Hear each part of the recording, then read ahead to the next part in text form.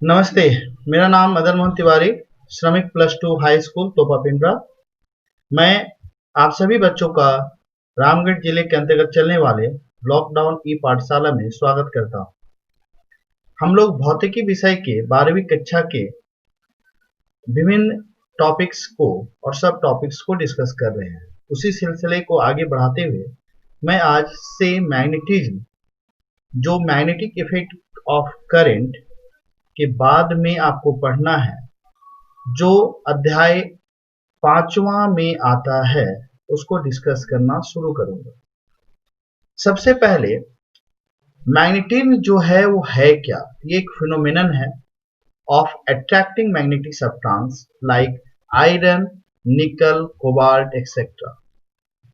A body possessing the property of magnetism is called magnet। कोई भी body in substance को attract करने की जो प्रॉपर्टी रखता है उसको हम लोग मैग्नेट कहते हैं।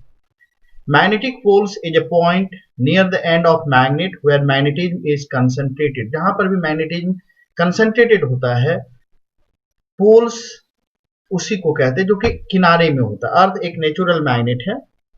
The region around a magnet in which it exerts force on other magnets and on object made of iron is called magnetic pole। किसी भी मैग्नेट के चारों साइड का वो क्षेत्र जिसमें किसी दूसरे मैग्नेट के ऊपर या जैसे किसी मैग्नेटिक सब्सटेंस के ऊपर मैग्नेट फोर्स एक्सर्ट करता है, उसको हम लोग मैग्नेटिक फील्ड कहते हैं।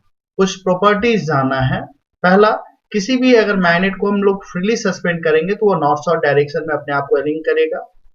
अनलाइक पोल्स अट्रैक्ट करते हैं और लाइक पोल्स रिपेल करते हैं। Magnetic poles always exist in pair. Magnetic poles हमेशा पेयर में बनता है। Poles can not be separated.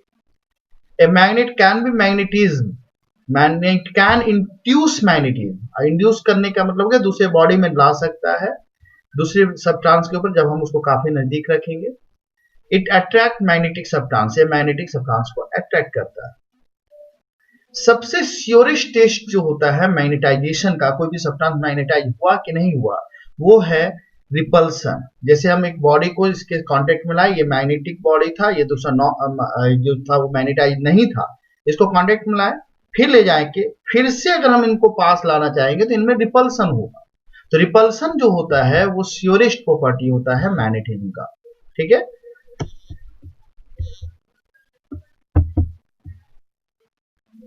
तो ये मैग्नेटिज्म में सबसे श्योरेस्ट प्रॉपर्टी जो होता है वो आपका रिपल्सन होता है। मैग्नेटिक फील्ड आपको हम बताए हैं, चारों साइड के निकालने का बहुत आसान सा तरीका है। आयरन फिलिंग्स हम लोग को आसानी से मार्केट में अवेलेबल हो जाता है। ऐसे स्कूल्स में ये प्रैक्टिकल्स हम लोग के 10 क्लास में भी करवाते हैं बच्चों को। एक व्हाइट पेपर ले लेंगे, उसके नीचे मैग्नेट रख देंगे, उसमें हल्का हल्का बुरादा आयरन को गिराएंगे तो एकदम इस टाइप का शेप बन जाता है। ये शेप से हमको पता चलता है कि इसका मैग्नेटिक फील्ड कहां पर ज्यादा होगा, स्ट्रांग होगा, कहां पर वीक होगा। इसके बाद बार मैग्नेट के बारे में मैं आपको बता दूं कि बार मैग्नेट का जो एक्चुअल में पोल्स होता है, नॉर्थ और साउथ पोल, वो हल्का सा अंदर होता है। जो जियोग्राफिकल लेंथ होता है बार मैग्नेट का, जो आपको दिख रहा है, वो जियोग्राफिकल लेंथ है। और पोल्स जो है, दोनों पोल्स के बीच का जो लेंथ होता है उसको हम लोग मैग्नेटिक लेंथ कहते हैं। जियोग्राफिकल लेंथ हमेशा मैग्नेटिक लेंथ से ज्यादा होता है। ठीक है। इसके बाद ratio of magnetic length and geometrical length, ये जो नियरली बहुत सारे एक्सपेरिमेंट करके पाया गया है, it is nearly about 0.84। It is nearly about 0.84। याद रखिएगा, मैग्नेटिक लेंथ को हम पहले बोल रहे हैं इसलिए इसका 0.84 आ रहा है। अगर ज्योग्राफिकल लेंथ हम पहले बोलते तो 1 से ज्यादा होता। इस बात का आपको ध्यान रखना पड़ेगा। ठीक है।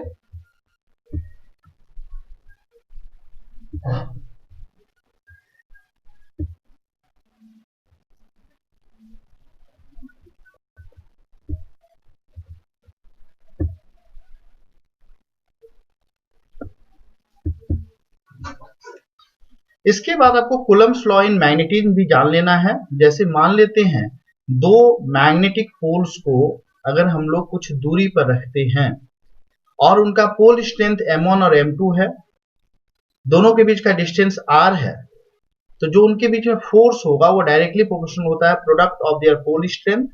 इनवर्सली प्रोपोर्शनल होता है square of the distance between them. अगर हम इक्वल करना चाहते हैं हमको एक कांस्टेंट लगाना पड़ेगा। हम लोग यहाँ k लगा रहे हैं कांस्टेंट। ये k जो होता है वो म्यू नॉट बाय 4 पाई होता है। म्यू नॉट का वैल्यू हम पहले भी बता चुके हैं, 4 pi into 10⁻⁷ tesla metre ampere inverse होता है। ठीक है, वेक्टर फॉर्म में हम इस फोर्स को लिख सकते हैं mu naught by 4 pi m1 m2 r cap by r square. r cap को अगर r वेक्टर लगाएंगे तो नीचे में r क्यूब हो जाएगा। ये कूलम्स लॉ है इन वेक्टर फॉर्म। इसके बाद मैग्नेटिक फ्लक्स के बारे में जान लीजिए। मैग्नेटिक फ्लक्स क्या होता है? It is the number of magnetic line of forces passing normally through any surface. ठीक है, अगर किसी भी सरफेस को अगर हम लोग मैग्नेटिक फील्ड में रखते हैं तो जितने नंबर में मैग्नेटिक फील्ड लाइन उससे क्रॉस करेंगे वो नंबर क्या कहलाएगा? मैग्नेटिक फ्लक्स कहलाएगा। उसका यूनिट वेबर होता है। ठीक है, अब यहां पर B और H, अब ये B क्या है और H क्या है? B हो गया आपका मैग्नेटिक फील्ड स्ट्रेंथ और H हो जाएगा जो आप बोल सकते हैं कि इंटेंसिटी ऑफ मैग्नेटाइजेशन। इसको हम आगे भी डिस्कस करेंगे। तो B जो होता है वो म्यू H के बराबर होता है और म्यू जो होता है वो मैग्नेटिक परमेबिलिटी होता है। ठीक है, इसके बाद है relative magnetic permeability. Relative magnetic permeability हम लोग कैसे निकाल सकते हैं? It is the ratio of magnetic flux density in a material to that in vacuum. ठीक है, या इसको हम लोग absolute permeability of the material to that in vacuum के टर्म से भी हम लोग इसको निकाल सकते हैं। ठीक है, इसके बाद जो चीजों को आपको जानना है ये आपको बताया जा रहा है कि इन चीजों को आप आसानी से समझ पाए। ठीक है, तो जानना जिन चीजों को है उसको हम लोगों को अच्छे से देख लेना है। ठीक है, इसको अच्छे से समझ लेना है, इसके बाद ही आपको चैप्टर समझ में आएगा। अब देखिए यहां पर इस स्लाइड में मैं रिप्रेजेंटेशन के बारे में बतला रहा हूं। Representation of uniform magnetic field. अगर आपका यूनिफॉर्म मैग्नेटिक फील्ड है, ठीक है, तो हम लोग इस तरह का लाइन भी लगा सकते हैं, ये क्रॉस भी लगा सकते हैं, ये डॉट भी लगा सकते हैं। हम आपको बता भी चुके हैं क्रॉस का मतलब होता है magnetic field perpendicular to the plane in inward direction. Dot का मतलब होता है magnetic field perpendicular to the plane in outward direction. Outward का मतलब बाहर आ रहा है, इमर्ज कर रहा है, और इनवर्ड मतलब इनटू, उसके अंदर जा रहा है। इन बातों का ध्यान रखेंगे। करंट लूप जो होता है वो मैग्नेटिक डाइपोल के जैसा बिहेव करता है। ठीक है, कैसे? अगर आप करंट लूप को देखेंगे तो एक तरफ से देखिएगा, इधर से देखिएगा तो ये क्लॉकवाइज दिखेगा, उधर से देखिएगा तो ये एंटी क्लॉकवाइज दिखेगा। मतलब एक साइड अगर आपका साउथ पोल बन रहा है तो दूसरे साइड नॉर्थ पोल बनेगा। कभी भी आइसोलेटेड पोल्स नहीं होता है। ठीक है, तो जो करंट का लूप होता है जिसमें करंट फ्लो कर रहा है उसमें भी दो पोल्स है। दो पोल्स होगा तो मैग्नेटिक मोमेंट होगा। उस मैग्नेटिक मोमेंट या मैग्नेटिक डाइपोल मोमेंट कितना होगा? मैग्नेटिक मोमेंट किसी भी करंट कैरिंग लूप के कारण होगा आई मतलब करंट इंटू ए, एरिया मतलब हो गया। ठीक है, एरिया ऑफ लूप। ये फॉर्मूला हम कहां से लाते हैं? इससे पहले जो चैप्टर आप पढ़े थे मैग्नेटिक इफेक्ट ऑफ करंट में, वहां पर टॉर्क आपको बताया गया था। टॉर्क होता था NIAB sin थीटा। अगर हम इसी तरह के क्वाइल को या लूप को अगर हम मैग्नेटिक फील्ड में रखेंगे तो उसके ऊपर भी टॉर्क लगेगा। ठीक है, और अगर इसका टॉर्क को अगर हम लोग मैग्नेटिक मोमेंट के टर्म में, अगर मैग्नेट को हम रखते हैं मैग्नेटिक फील्ड में तो उसपे जो टॉर्क लगता है वो लगता है MB sin थीटा। M हो गया उसका मैग्नेटिक डाइपोल मोमेंट या मैग्नेटिक मोमेंट आप बोल लीजिए। अब दोनों को जब हम कंपेयर करते हैं तो M का वैल्यू निकलता है IA। ठीक है, इस बात का ध्यान रखेंगे। और ये IA है, I मतलब करंट है, A एरिया है। अगर नंबर ऑफ टर्न्स N रहेगा, ठीक है, तो आपको N से मल्टीप्लाई करना पड़ेगा। ठीक है, ये मैग्नेटिक मोमेंट हो गया या मैग्नेटिक डाइपोल मोमेंट बोलेंगे। When we look at any one side of the loop, जो अभी हम आपको बता रहे थे वही यहाँ लिखा हुआ है। If the current is anti-clockwise direction, then that side of loop behaves like north pole.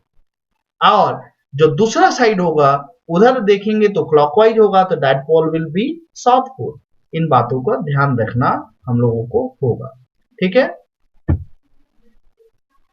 ये हो गया करंट सोलेनोइड है एज मैग्नेटिक डाइपोल या बार मैग्नेट। अगर आप सोलेनोइड को ध्यान से देखेंगे, सोलेनोइड भी हम आपको बताए हैं। ठीक है, सोलेनोइड को अगर आप ध्यान से देखेंगे तो इसमें जो है आपका गोल गोल जो इस तरह से हम लोग वुंडेड किए हुए हैं, इसको ध्यान से देखेंगे तो एक साइड जो होगा वो बाहर निकलेगा, दूसरे साइड से अंदर जा रहा है। तो यहाँ पर अगर हम पोल स्ट्रेंथ बनाते जाएंगे इस तरह से, तो इस तरह का शेप बनता है जिस तरह से आपका मैग्नेटिक फील्ड लाइंस बनता है। किसके कारण? बार मैग्नेट के कारण। इसमें भी एक साइड नॉर्थ पोल होगा और दूसरे साइड साउथ पोल होगा। एक साइड से इमर्ज करेगा, दूसरे साइड से उसके अंदर घुसेगा। ठीक है, तो एक सोलेनोइड भी हमारा एक मैग्नेट, बार मैग्नेट की जैसा ही बिहेव करता है, या आप बोल सकते हैं सोलेनॉइड ऐसा मैग्नेट है जिसका स्ट्रेंथ हम चाहे तो चेंज कर सकते हैं। कैसे?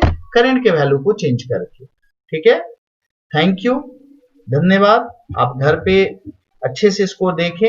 ये स्टार्टिंग पोर्शन था, और मैं अगले वीडियो में जो इसके और जो अहम जो टॉपिक्स हैं उसके साथ लेकर के आऊंगा।